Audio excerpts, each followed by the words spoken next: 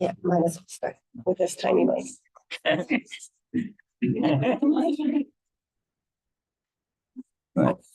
Good evening, everyone. Thank you for joining us tonight. My name is Akash Maharaj. I'm Director of Policy for Nature Canada. Welcome to our two-day symposium on halting and reversing nature laws. We're grateful to each of you for taking time to join us on a beautiful day where you could be outside enjoying nature directly. We will do our best to make it worth your while.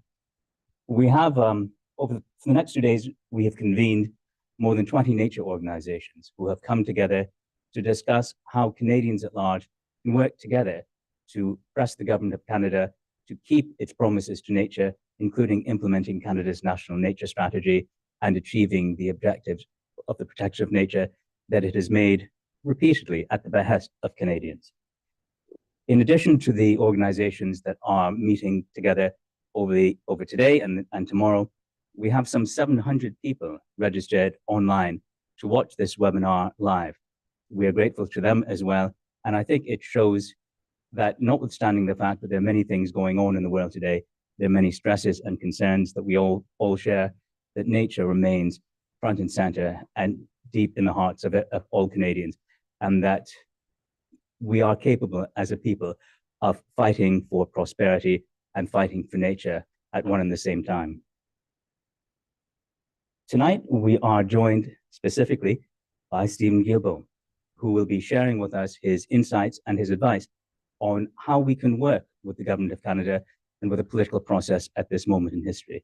Steven, of course, has a long history sitting on both sides, every part of this room, in fact. Well, and he'll be telling us about the journey from those seats and what lessons he has learned and how we as a nature community can apply those lessons in our work. We'll begin, though, first with Kirsten Dumont, who is going to start us off in a good way. Kirsten is a youth knowledge keeper and educator and proud member of the Kitigan Zibi Anishinaabe First Nation. She is a recipient of the King Charles III Coronation Medal for her work in Indigenous education, amongst many other honors. She has dedicated her life to advocating for human rights, climate justice, and Indigenous education. She has taken part in sacred walks and has spoken on Parliament Hill in support of her passions. Thank you, Kirsten, for joining us this evening.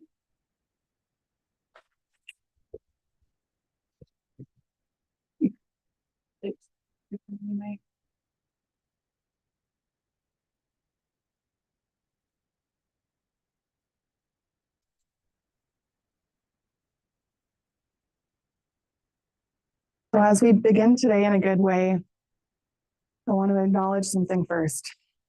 My name is Kirsten Dumont, and I come from a community called Kitigan Zibi First Nations. Kirsten Dumont and Indigenous cause, Kitigan Zibi and Anishinaabe. I believe that when we think about the land, when we think about our nations, and we think about each other, there's so much that comes rooted from the nature around us. The language that stems from the ground beneath us, the blood that runs through our veins, that rushes through the mountains of Mother Earth, through the rivers, through the streams, and through the lakes. As an Anishinaabe Kwe, it's so important to me, not only today, but for the entirety of my life, that we can see a better day. I think about our greatest teachers and how they didn't come from people like me or people seated in front of us today, but they came from Mother Earth and the land around us every single day. How the eagle teaches us to lead with love, and the trees teach us how to be rooted in unity. How the grass, the trees, and the bees all work together for the betterment of their mother, for our mother. Because everything we do, we don't only do for ourselves, but we do for the next several generations that will come after, just as the several generations who came before. I think every day about the kind of world that I want to leave to my children, to my grandchildren, to my sisters, my brothers, and to all of you, because we are kin too. There's no disconnection when we work together within harmony and unity. There's no displacement when our voices are heard, are respected and included. As we continue to work for a better world, we must prioritize the peace of our mother, the protection of her lands, so that she can not only survive, but thrive alongside us. Because just as we all need our mothers, she is one of the most important mothers. We cannot survive or thrive without her and the work that she does for all of us, for all mankind.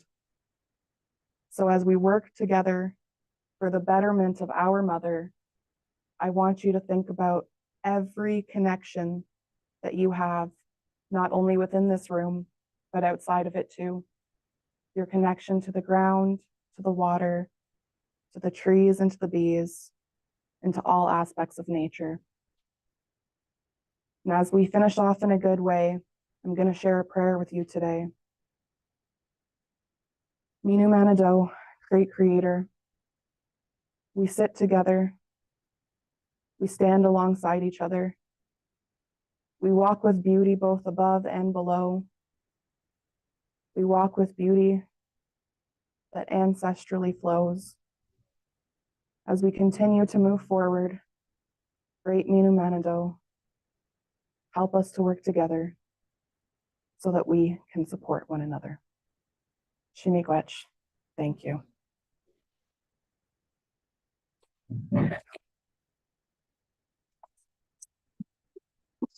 Maybe I shouldn't have put it on. Yeah.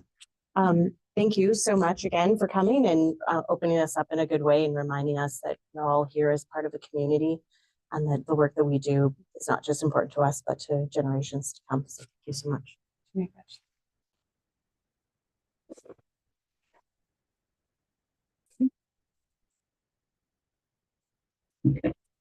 you. You graduated off this big microphone. Now, this is the second time I've been called on to offer an introduction to Steven Guilbeault, and I feel even sillier today than I did the first time, because if you don't already know who Steven Guilbeault is, you're really in the wrong room. Who say, after a long and storied career in the nature and climate environmental sector, which often involved him climbing up all manner of removable objects, he became the Member of Parliament for Laurier St. Marie, very quickly becoming the Minister of Heritage, the Minister of Culture and Official Languages, but perhaps most notably, one of the most consequential environment ministers since the post was created in 1971. In that role, he brought the UN Convention on Biological Diversity to Montreal. He helped usher in the 30-by-30 commitment. He has helped create and write Canada's national nature strategy to implement and keep Canada's commitment under that convention. And I think it's fair to say that he has achieved what every person who goes into Parliament hopes to achieve, but too few ever do. He has left our country and the world a better place for his time in office. Welcome, Steven.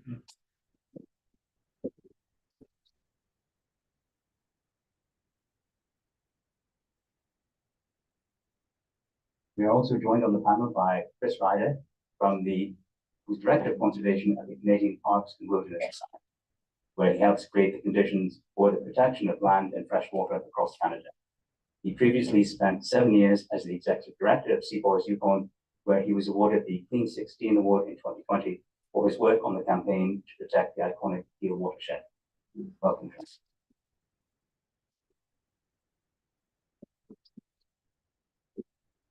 Gia Paolo from Ducks Unlimited Canada is their national policy analyst, where she leads federal policy and government relations to advance wetland and habitat conservation and restoration across Canada.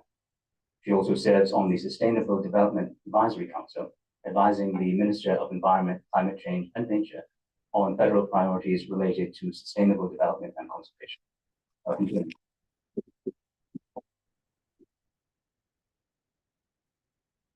And Kelsey Butler from Birds Canada. She is a social scientist and director for the Atlantic and Quebec region at Birds, where she is responsible for the successful delivery of programs in advancing conservation actions to protect birds and their habitats.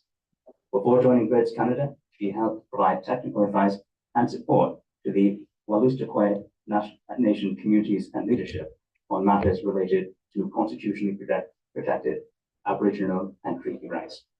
Welcome.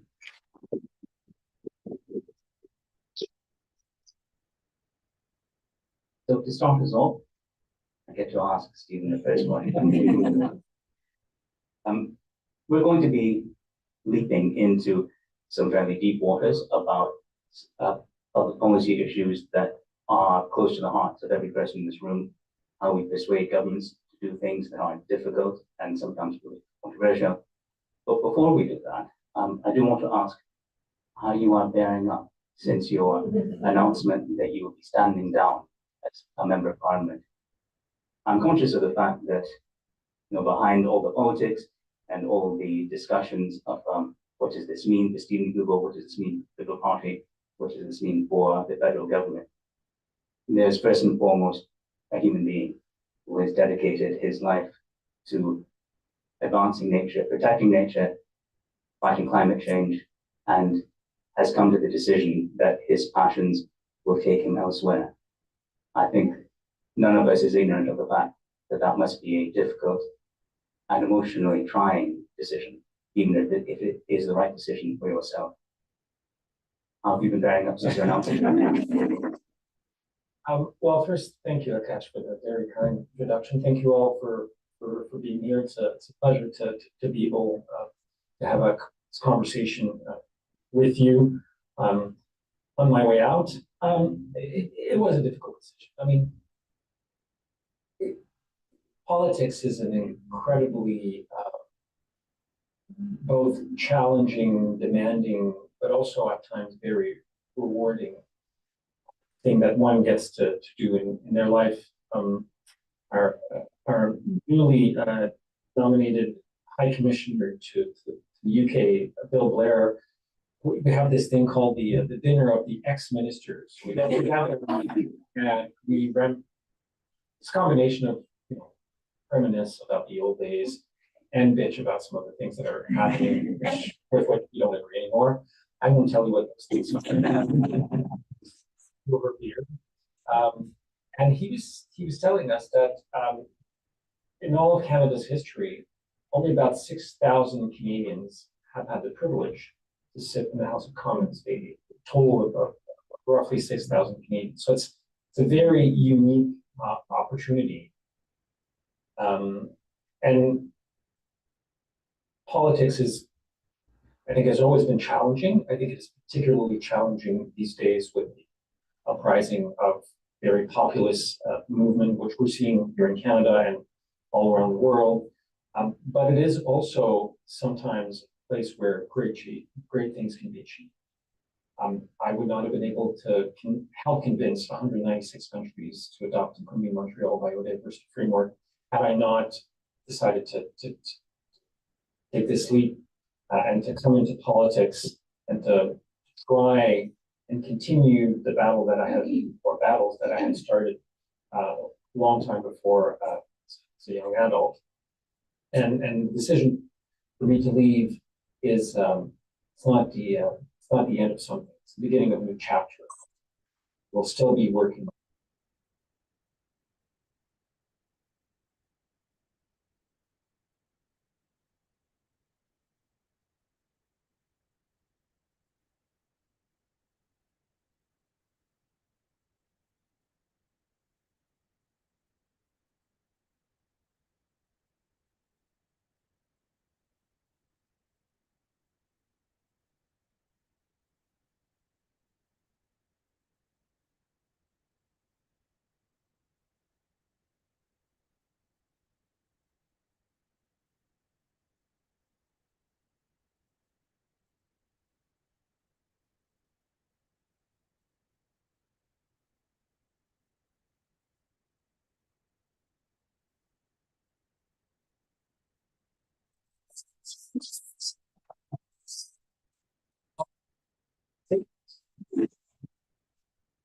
I'm sure that you wish Daniel Smith well. Of course, political.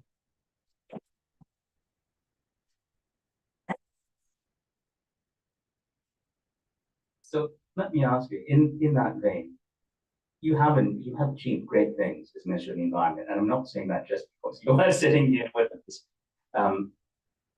There are also, as there always is, many things that remain to be achieved for nature.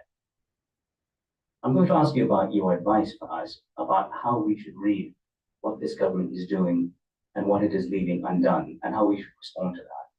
So when the government of Canada announced its Force of Nature announcement, I think that inspired the nature community. $3.8 billion at a time when the government is cutting back almost everywhere else. It was an extraordinary amount of money and an explicit recommitment to 30 by 30, again at a time when the government is appears to be trying to distinguish itself by turning the page on the commitments made by the previous ministry. I think all that created a sense of great optimism and hope in the nature community. A few weeks later, we had the major projects, getting major projects built in Canada paper. And that announced, amongst other things, that the government of Canada is proposing that ministers be given the power to license corporations to proceed with projects that would wipe out species at risk and do so without legislative authorization, that it could create federal economic zones where existing environmental protections would not apply, and that the economic benefits need not remain in Canada.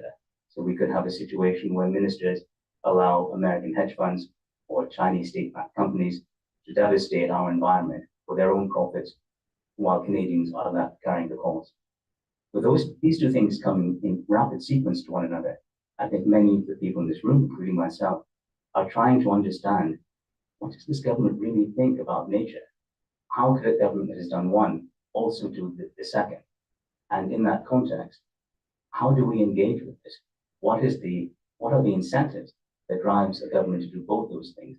And how do we press on those incentives to get them to do the right thing instead of the wrong thing when they appear to be capable of doing both? That's a most excellent question.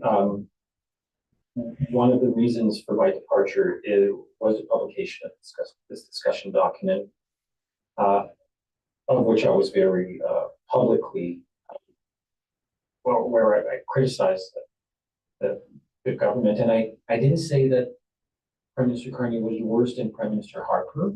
I did, however, say that what the Carney government was proposing in terms of reform of impact assessment was going further than what Prime Minister Harper did. I think, in fact, it went further than what Prime Minister Harper was dreaming of doing on this front. And I'm having a hard time, someone who was in cabinet until 6 months ago and a member of parliament with the Liberal Party, understanding. I think we are faced with a situation where it's like on nature, there is this schizophrenic position by the government where we're trying to do one thing and its opposite at the same time. I personally believe that what is motivating proposed changes to impact assessment is largely based on hearsay from companies that have been talking to a certain number of cabinet minister's office, Prime Minister himself. I sincerely doubt that there is any analysis that they would be able to provide to back some of the claims that are being made. Most of you would have probably seen the very good article by Althea Raj from the Toronto Star on one of the reasons they're doing this could lead to the disappearance of the southern resident killer whales. And I don't know if you saw the very vehement reaction from the government. No, that's not what we want to do.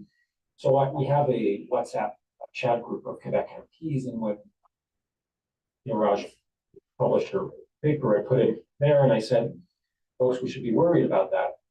And one cabinet minister responded very rapidly and with force, this is not at all what we want to do, and this, the story is absolutely wrong. And then I posted elements of the discussion paper that talked to that. They said, oh, well, you know, we'll only do this using very high criteria in certain instances. And it doesn't make any sense. First, I mean, all of those discussions would take place in cabinet, so we would not know what those criteria are. We would have any insight into what discussions would have been. The only thing we would see as Canadians is the end result of this decision that cabinet would make. How do we move forward? I think there's a sliver of good news there, in the sense that I'm not sure that they will table the bill this parliamentary session to go ahead with that. I could be wrong, but it is likely if they were going to do that, they would have already given notice in the House. They haven't done that yet, and I think that one of the reasons they haven't done that is because of the backlash that is starting to happen. By a pushback from some MPs, by many of your supporters who've been talking publicly about that, talking to some of their MPs. I've certainly heard about that. Some of the press coverage, our numbers going down, the NDP's numbers going up.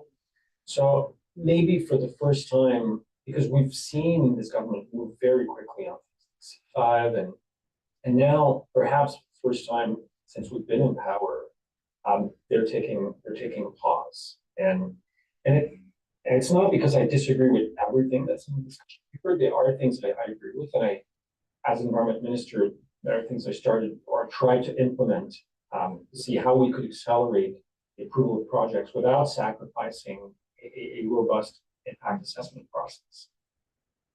If I can make a recommendation, make your voices heard with MPs who you think care about these issues, especially in the Liberal caucus, and we know who they are. You know them, like, and ask them to be your voice in National Caucus, in Parliament, in discussions with cabinet ministers on these things. Thank you, Stephen. That is a bit of good news. I'm glad, because as you know, there's a 30-day consultation period, and it looked possible that after that 30 days was over, which is entirely inaccurate, the bill might be tabled 2 or 3 days later. Let me ask you to pick up on your advice to us to use our voices and to recruit the support of members of Parliament. When my friends ask me what is it that I do for Nature Canada, I often, when I'm feeling exasperated, tell them, happens now and then, that I spend all my time trying to convince political actors to do things that they should have enough goddamn sense to do without needing me to convince them. As an MP and as a minister, you never need this, and you also never needed motivating. You were certainly one of the strongest, you were the strongest voice for nature in caucus. And that is why it gives me pause now to think that you are now leaving Parliament.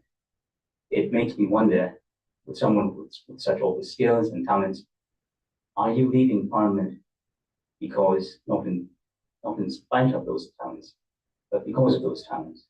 What I mean is, has Parliament ceased to be a place where people of principle can make a difference? And for us as Canadians, does that mean that we should be using our limited resources less to press parliamentarians and more to press other public actors? I don't say that with any joy. I say that with a great deal of grief. But for us to understand how we can have a real public impact, we need to understand the real blood and guts of what's actually going on in House of Commons. The last thing I would like you to, or the last conclusion I would like you to draw from my decision to depart is that Parliament is no longer a place where we can advocate for change. It's a highly personal decision, and I don't think I'm going to reveal any big state secret here. There are a number of Liberal MPs who are very uncomfortable with what's happening. And I think different people come to different conclusions in terms of where they can be the most useful to the cause.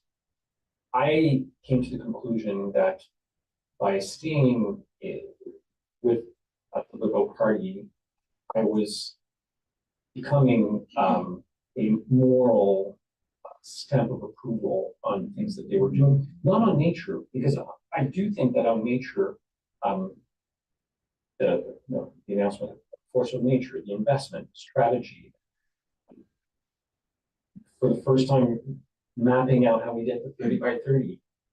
I think that the Prime Minister himself cares deeply about nature, which is why it's so paradoxical to see what was proposed in this discussion paper. But I would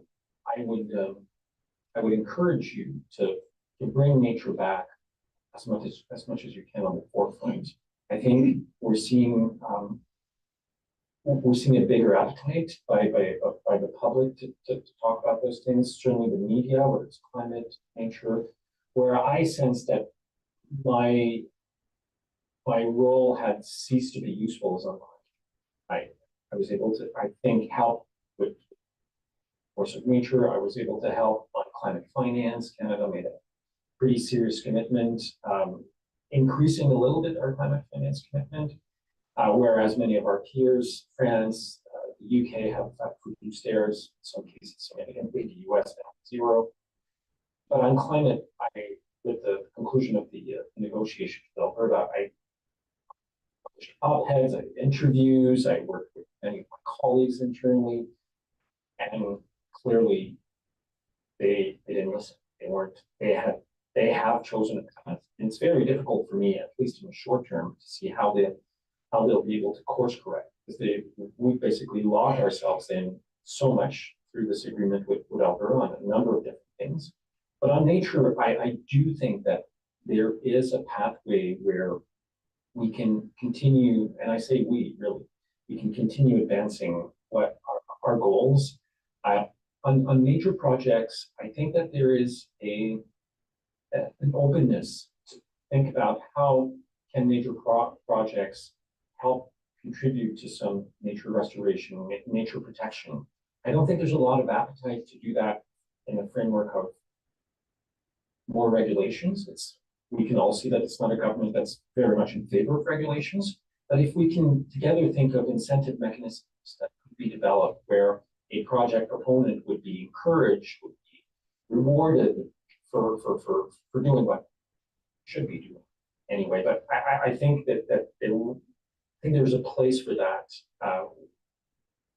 with the government, Prime Minister and his team. I think there is an openness for that to happen. Thank you. Thank you, Akash, and thank you, Minister.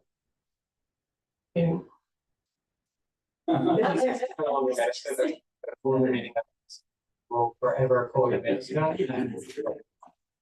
It will be forever.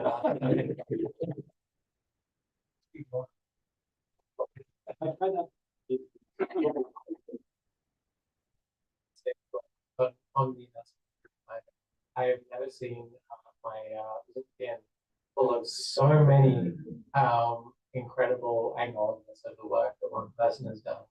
And I think that was a testament to the impact that you've had over the years. So thank you so much for everything you have. I'm going to start by framing my question. A recent report that CPAWS released on the socio-economic benefits of conservation. In the report, we found that protected and conserved areas, which, as Gia will regularly remind me, is only one part of the whole program agenda. But protected and conserved areas alone were responsible in 2023-2024 for nearly $11 billion of GDP. They supported over 150,000 Canadian jobs, which were largely in remote and rural communities. The study found that the carbon stored in protected and conserved areas is equivalent to nearly 60 billion cars. And these numbers are conservative numbers, because when we put the report together, we wanted to make sure that everything in it was completely credible. On March 31st, the government announced a force of nature, and rightly celebrated. It was the last day before the previous funding expired. And for example, it included a cut of roughly half the funding for ocean conservation. But we celebrated. And the reason I'm sharing that and raising the question is because I think that's long been a consideration amongst many people, that nature is something that's nice to have, and it's nice to know that it's there. But when the economy gets tough, we think nature is something that we can sort of maybe set aside. It's a luxury. We think of it as outside of the economy instead of an important part of the economy. And the messaging we hear is that, oh no, there's not enough money for nature. And so we're really grateful for $3.8 billion. I just wanted to take a moment to look at some of the recent federal government spending. Right now, Canada is investing in a program to buy F-35 fighter jets at the cost of $74 billion, which is equivalent to 20 of Force of Nature's. We are in the process of buying submarines at the cost of $56 billion, which is equivalent to 14 of Force of Nature's. In 2025, we spent $10 billion on fossil fuel subsidies, which in 1 year was equivalent to 2.6 Force of Nature's. Each year, we spend $5.7 billion on nature harmful subsidies, which is equivalent to 1.5 of Force of Nature's. And so when we hear this message that we can't afford to protect nature, and we can't afford to support those jobs in those rural communities, and that we can't afford to support that economic development that exists for so many people, and provides the infrastructure that is not just outside of our economy, but supports our economy. Yet we keep hearing that story. And so my question to you, Minister, is how do we change that narrative? And how do we tell the story that we need to tell, that nature is not a luxury, as you put it, but it is a critical part of our economy, and it is something that deserves our attention and focus?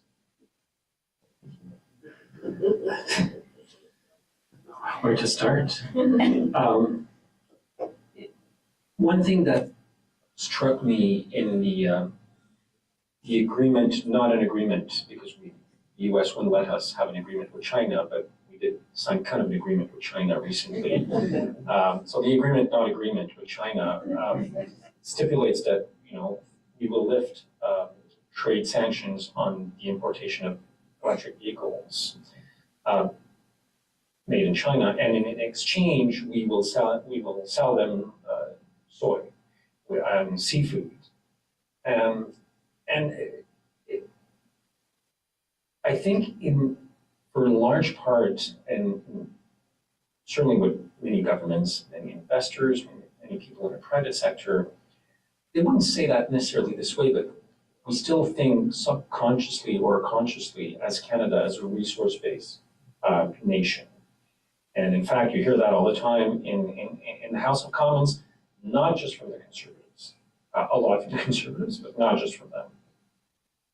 And this idea that we can think of the economy in different terms than what are we hearing about in terms of government discourse these days? It's about steel, it's about aluminum, it's about softwood, and it's about oil and gas.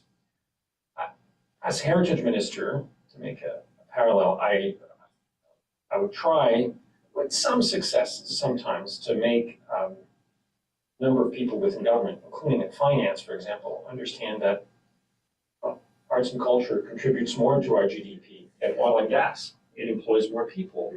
But if you're from Goldman Sachs, for example, the real economy is still in fossil fuels. So even there are so many indicators globally.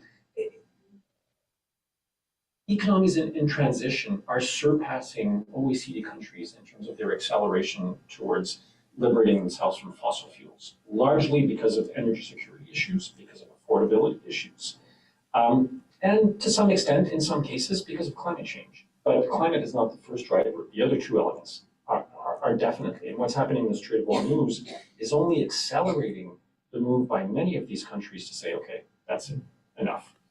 And yet here in Canada, our response to that is let's double down on fossil fuels. And I think we have to help people in different departments in cabinet understand that, I mean, maybe that was the economy of Canada 50 years ago, but we need to be moving somewhere else. As the Prime Minister likes to say, we need to be skating where the puck will be, not where the puck is. I'm sure he would not be very, very happy if I used that analogy against him. But I think it's very true. And I think that there are some, the fact that as Heritage our Identity and Culture Minister before I left in November, I was able to convince the Prime Minister and his entourage to invest the single largest down payment in arts and culture in Canada's history, because the Prime Minister did understand that. Folks at the Finance Department, not really. They had to be overruled. They had to be overruled on the nature strategy on the force of nature, because between us, the recommendation from finance officials and their infinite wisdom was not what we saw. And some people had to intervene with the Prime Minister and say, this is not a success for you. What we worked on would be a success for you. You have to go back to that. And to his credit, he did. So I think some people in government sometimes are capable of seeing Canada in a different way, but there's still this dominant trend, and I'll stop there. But so before I came into politics in 2019, we bought a pipeline. The idea was that it would help Rachel Notley's government be reelected in Alberta. It would help with the separatist movement in Alberta. It would help us politically. I don't think it was the main driver, but it was certainly one of the drivers. We have Danielle Smith as a premier, who, after we signed the MOU with her, decided that she was going to do not one, not two, but 9 different referendums.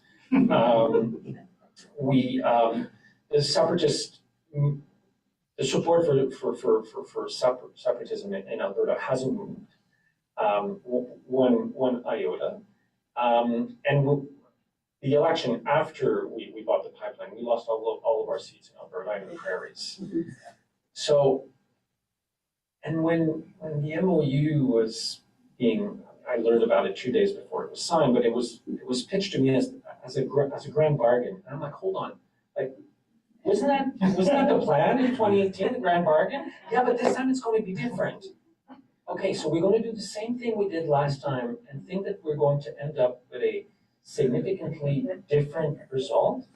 Can you walk me through that again? And unfortunately, no one has been able to so far. So I think, yeah, maybe I'm a bit slow sometimes. I don't know, but so I think we do have our work cut out for us. I think the good news is that there are more, certainly on nature, we're seeing more and more people from different sectors saying all of the things you were saying. I can never remember the acronym of the organization, but it's like the International Association of Chartered Accountants that adopted a decision in January, a recommendation to all of their members around the world to literally put nature on government's books. I've certainly communicated that with the Prime Minister, with the Finance Minister, saying this is what, these are not environmentalists, these are accountants. We're saying, yes, you should be doing that. And I think we're going to see more and more of this coming. I was amazed at COP30 in Brazil at the amount of activity that there was around this issue. And I think we're going to see significant progress on that in the coming years. So here's a newsflash: appeasing bullies doesn't work.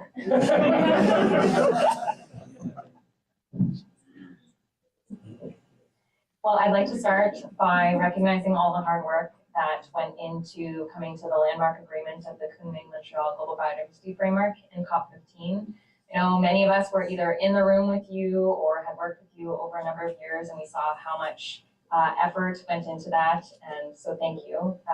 It's great to see. Yes, round of applause.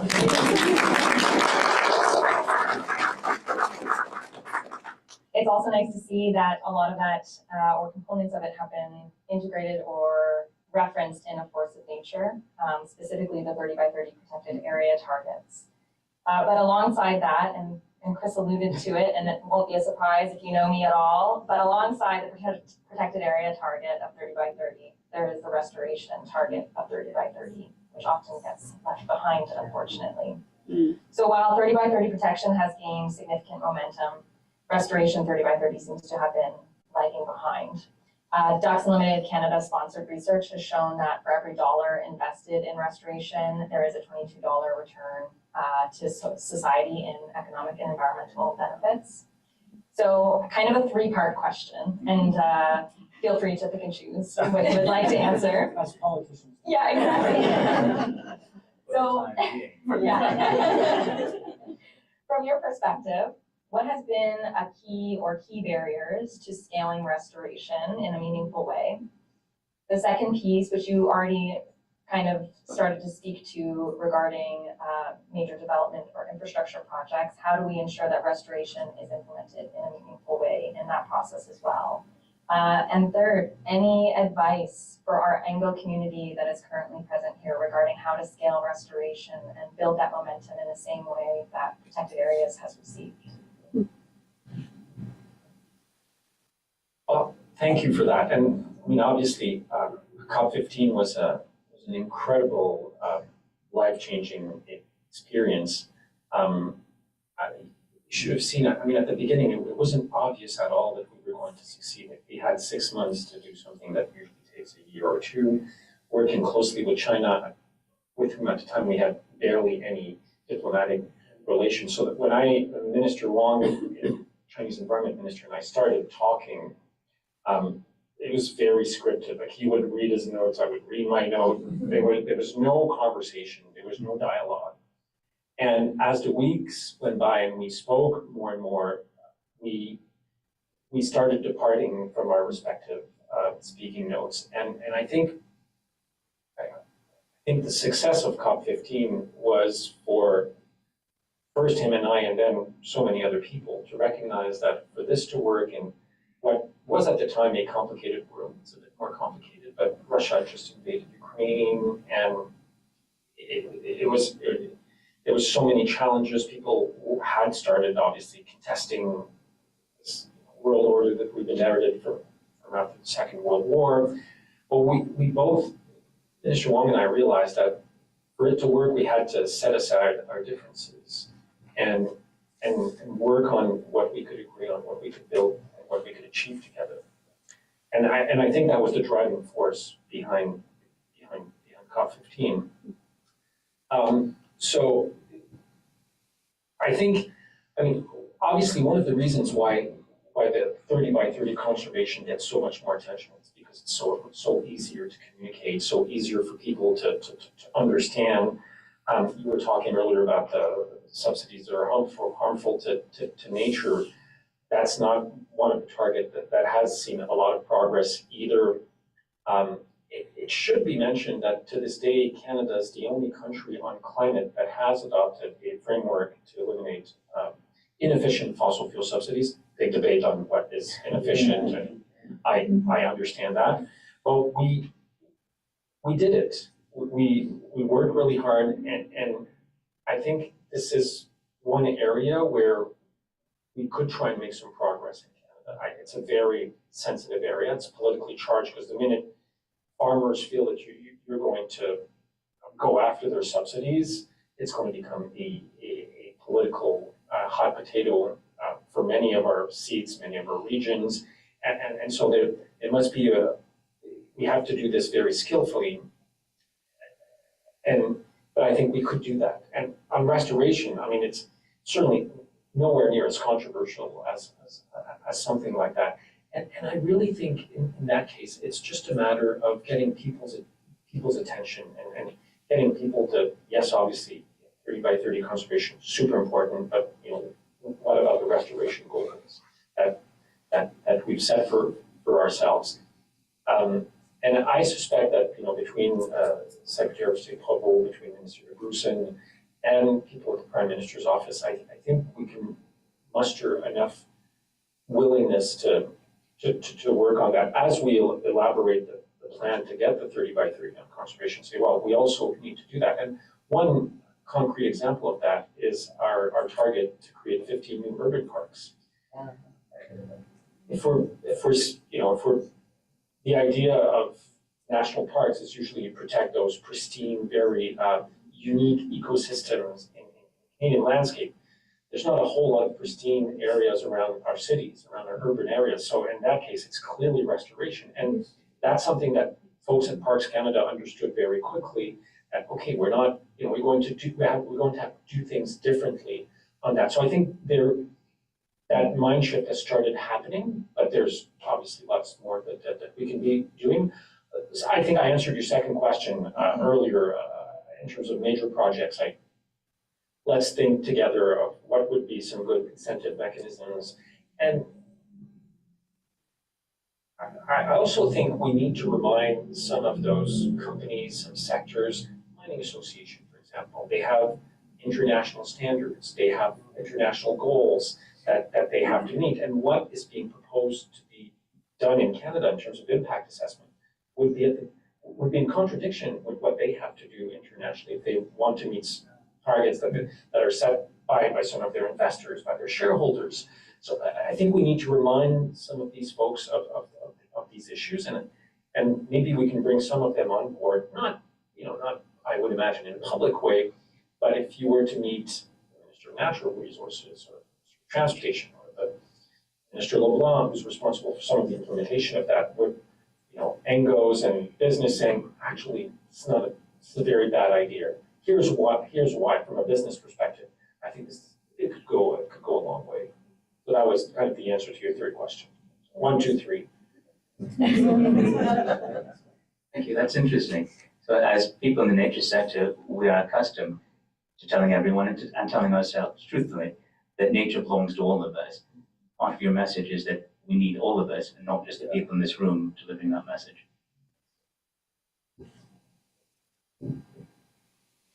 Thank you. Thank you for joining us. And thank you to my panelists for your great questions. I'm going to talk about a national issue, but I want to root it in the local context because, as so many of us know, conservation work happens on the land. It's place-based. And so, excuse my preamble, but you need the context. So at Birds Canada, we are working to protect the birds that we all love by engaging people through science. And this includes a lot of on-the-ground work to recover species at risk, including piping plover, bank swallow, chimney swift, and many more. We are working to stop or reduce threats to these species and to their critical habitats. In many cases, we act as a liaison between landowners and regulators to facilitate compliance and find stewardship solutions. This can be as simple as connecting landowners with regulators, but oftentimes it requires educating regulatory staff on the features and condition of critical habitat, the threats facing these habitats and their species. We have witnessed firsthand the jurisdictional issues associated with managing and protecting species at risk, and what can happen when legal structures put in place lack clear guidance and regulatory teeth. We have particularly recently seen the limitations of the Species at Risk Act through our work on piping plover in both Ontario and in the Maritimes. The federal government, provinces, and territories have a shared responsibility to effectively protect critical habitat and species at risk in Canada, but some of these protections do not apply to provincial and private lands, and there are significant gaps in habitat protection on non-federal lands. For example, the Nova Scotia Endangered Species Act sounds like it should effectively protect critical habitat, in this case for breeding piping plover, a migratory bird. However, we found out that it actually does not. Last year, the province of Nova Scotia dumped truckloads of large rock onto piping plover critical habitat at a provincial park that is a plover breeding site. When we asked the province to explain how this could have happened, they replied that although the beach is considered as critical habitat, it is not a protected habitat. This is just one example. So I have two questions as well. Okay, sorry, I only have two. Look, it's easier for you. So my first question is, given your experience and all of the limitations that I just highlighted, what is your advice to help with that process? And my second question is, given the discussion paper that was just published and the suggestion that the jeopardy test from the Species at Risk Act could be overridden, what is your advice to stop that from going through? Thank you.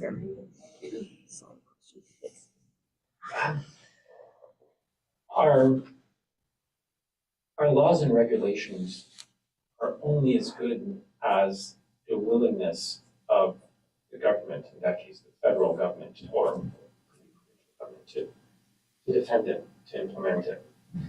And under Prime Minister Trudeau, I would say he would be happy for me to pick up fights with provinces when they weren't doing what we felt they needed to do. But he certainly didn't prevent me from doing it, and was there most of the time. He had my back. That made me very popular with the likes of Danielle Smith, Scott Moe, Doug Ford called me a piece of work. Okay, I had a great communications team at Environment Canada, and someone came up with the answer, well, I've been called worse by better people. Which is, I didn't know at the time it was a Pierre Trudeau quote. So kudos to my comms team. Unfortunately, right now, I think for some reasons that I can understand and others that I would dispute, we have a federal government who is not willing to pick any fights with provinces on anything. Mm-hmm. We're seeing with the Health Act and what some provinces are doing, namely Alberta, but even in Ontario, Quebec, and we haven't heard a peep from the federal government about that. Scott Moe says, well, I'm not collecting industrial carbon pricing. I haven't been collecting it for a year. I will continue running my coal plants past 2030 in violation of federal regulations to stop coal electricity generation by 2030. Not a peep from the federal government. And it's hard for me to see, we have powers that we can use and that we've used in the past.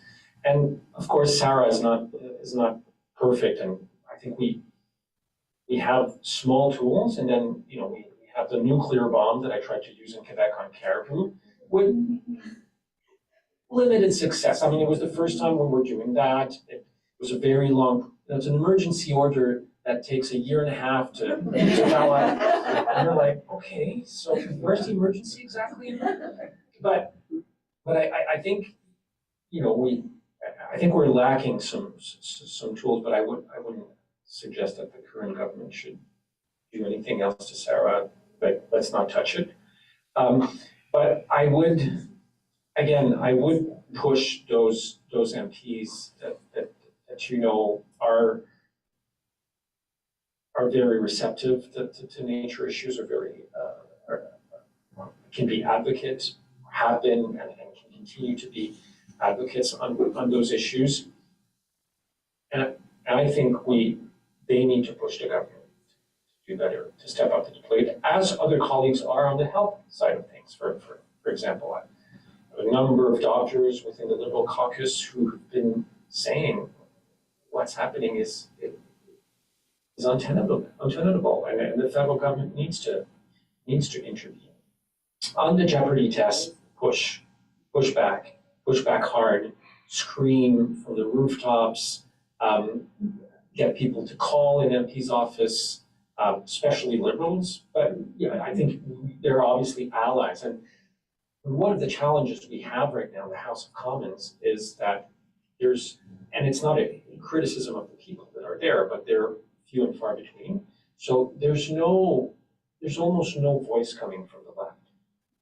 The dominant discourse we hear in the House of Commons is coming from the right, and therefore most of the government's response, not the entirety of the government's response, but most of it is tailored to respond to this very right-wing discourse, very right-wing agreement about the economy and trade deficit, and so I mean we need to find ways to elevate those voices from the left within Parliament if possible, if not outside Parliament. On the Jeopardy the test, I don't think they understood what they were doing. I don't think they understood the ramifications. I certainly don't think that they understood the backlash. And I can't be convinced, but I think that we have a real shot at making sure that that doesn't happen, and perhaps other elements, crazy elements that are in this discussion paper. I think that we have a shot at this. You know, Doug Ford was less than flattering towards you. It's worth remembering. Badge of honor. Absolutely. I think it reflects positively on a man to have good friends, but it's a real tribute to have odious enemies. We canvassed our members and the people who registered to watch this webinar online. As I said, 700 people, and when you said between us, I'm sure you can trust those 700 people to keep your confidences. One of those members, Vanessa Roy McDougall, the Executive Director of Nature New Brunswick, has submitted a question via video. Julia will play for us now, and I'm sure the technology has no chance of letting us down. As a provincial NGO, Nature View works to connect people with nature through hands-on nature experiences and conservation. Given the new investments announced through Force for Nature, what opportunities do you see for local or regional organizations to help accelerate progress towards Canada's 2030 biodiversity commitments? I mean, the good news is that there is this commitment by the government, and it's an important one. And it's interesting. You were saying earlier, Ash, that there seems to be a tendency with this government to try and distance itself as much as it can from the previous government. And I would say that is largely true, but not on nature. And there's a couple of other issues where they haven't tried to do that. So I think this is clearly a continuation of the leadership that was started under Prime Minister Trudeau's tenure. We can get to, I mean, we all know, you know better than most what it takes to make those projects happen. It's working with people on the ground, talking about it. It's working with landowners. It's working with municipalities. It's working with, and I think that there is an understanding within most parts of the federal government that this is how we're going to get there, by working with our partners and allies that you are. So I would encourage you, and if you haven't done it, you should do it soon. So the money was announced earlier this year. I would imagine that they're finalizing preparation for Treasury Board, which is what will determine, you know, what program. We know some of the programs and how much money is going to go, but what are the conditions under which the money is going to be spent? It's really frustrating for a cabinet minister because you battle to get the money for finance, and then you get it, and then the budget or economic statement, and then you don't get to go to Treasury Board as a minister. It's Treasury Board officials that will represent you as a minister when your issues discussed at Treasury Board about the conditions under which the money can be spent. It's a very bizarre, I mean, I was in government for 6 years, I was an MP for 7 years. I still don't really understand how Treasury Board works. But that's the process. So I would imagine that Minister Bruson, Minister Thompson, Secretary of State Provost are working to make their submission to Treasury Board. I don't know that they have already submitted them to make sure that there is money for groups like the ones Brunswick and so many other places in Canada to work with people on the ground to make those projects real. And I get a wrap-up question apparently. Because, in your responses to all of the questions that have been put to you, you've talked about the need for us to make our voices heard so that the Prime Minister and the people around him in particular, but other political actors, aren't just hearing from the right or the people who are skeptical or hostile towards nature, but they're also hearing from the voices of the great majority of Canadians who want nature protected, not just for themselves, but for future generations. And you talked about some examples of things that you've done as an MP, op-eds, interviews, public speaking. You talked about our need to recruit the support of members of Parliament so that MPs are able to say to the Prime Minister, we are hearing from our constituents that this is important. And I suppose implicitly making the case that there are rewards for doing the right things and there are costs for doing the wrong thing.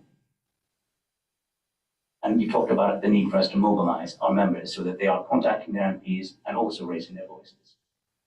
I see all that and I understand it, and I think we all see the case to that.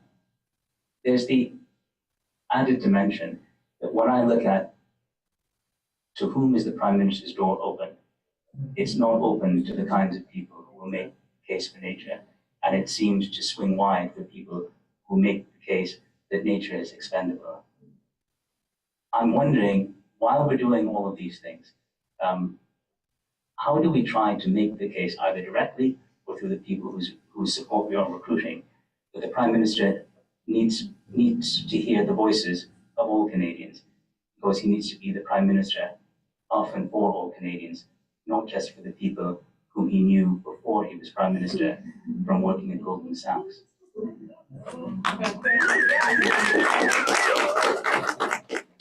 Well, good news, folks. So I know that for an organization like yours, having access to the Prime Minister's office was difficult, if not impossible, over the last few months. And I'm told, I was having lunch with some of you earlier today, that all of a sudden, Prime Minister's office wants to meet. I don't know what happened last week that, I don't know, opened a door or made them realize maybe it was a good idea to start listening to you, or at least having meetings with you, and hopefully they will listen to you. Because we always have to be careful in our line of work to make a difference between access and influence. Sometimes they'll give us access, but you have zero influence. That was certainly my case on climate recently. I could meet just about everybody, but the results aren't there to show all of the efforts. On other things, I had access and influence, but I think it's a good news that they've agreed this week to meet nature groups, climate groups, which is something they did a little bit at the beginning, and then they kind of stopped. So I think there's starting to be a realization that maybe they wanted to be different than the previous government. Now they've swung the pendulum so far on the other side, to the right, that they're starting to realize that there is a backlash, and maybe they need to start course correcting, and which is why I'm somewhat hopeful on impact assessment that some of the things that have been proposed will not see the light of day. Obviously, I can't guarantee you that it's going to be the case, but I think we collectively really have a shot at that. I think the nature strategy can be deployed in a way where we can multiply what the government is doing in terms of support and bringing private sector capital and money from the financial sector to help accelerate nature protection. And I think this is an area where the Prime Minister is very keen to, I've come to the conclusion, it's worth what it's worth, that on climate change, the Prime Minister doesn't see much of a role for governments to play. I think his view is that the market's going to take care of it. But so fortunately, we're here to talk about nature, not climate. I don't think he has the same vision on nature. I think around the world, about 80% of the money that is invested in nature conservation still largely comes from government. Philanthropy are also playing a very big role, and the public, but by and large, it's still government money that drives conservation. So he sees that the role of government is important. He wants to see, and that's why one of the elements of the Force of Nature is this task force, I think they called it, on attracting capital from financial sectors and other sectors, because he wants to explore, as others are doing around the world, how can we make that happen? I think there is an opening there and potential to work with people in the Prime Minister's office and different cabinet ministers, secretaries of state, to see how we make that happen and how we supercharge nature conservation, nature restoration in Canada. And perhaps, is that the last question? Is that the rapid question?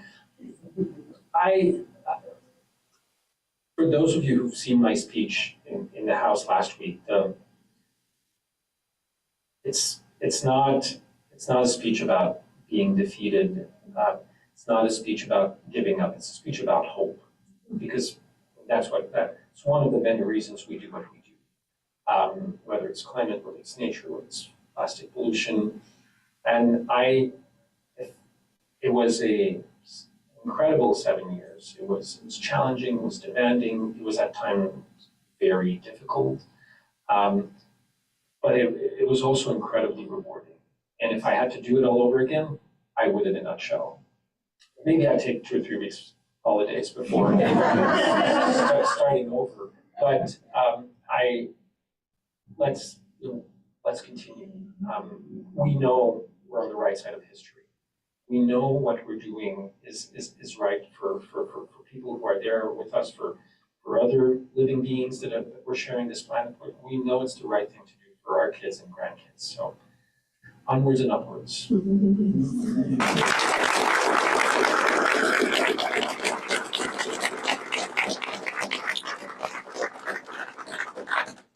Thank you, Stephen.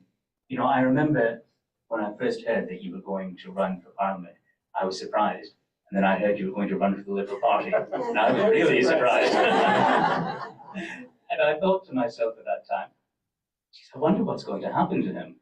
Is he going to get, because you are such an idealist, I thought to myself, is he going to get chewed up and spat out by the political process? Is he going to become frustrated and storm off? I think in retrospect, you turned out the third option, which I did not foresee. You prove to be the platonic ideal of a politician, someone who goes into office despite the fact that he hates politics, but he is terrified of the consequences of being governed by people less ethical and less able than himself. Your departure has been marked by principle, and the way you made your announcement, and the statements you've made subsequently showed a great deal of grace. I would say that for us, there's no joy in the circumstances that have brought you to this decision, but we do wish you joy in what you do next. We are in your debt. We thank you for exposing yourself to the slings and arrows that we ourselves would never accept in our own lives. I wish that you were still there as our pincushion in Parliament, but you have achieved much, and we will always be grateful to you.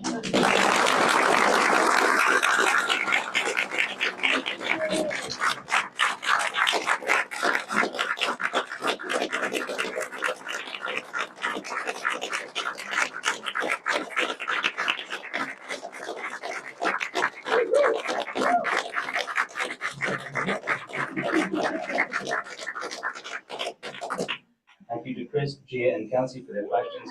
And I do have to say, despite the fact that the 5 of us have been standing at the front of this room, we've put in almost no work to organize this. All of the work to make today possible was done by the staff and the volunteers at Nature Canada, whose toil on the other side of the camera is what makes it possible for us to enjoy events like this. So a round of applause.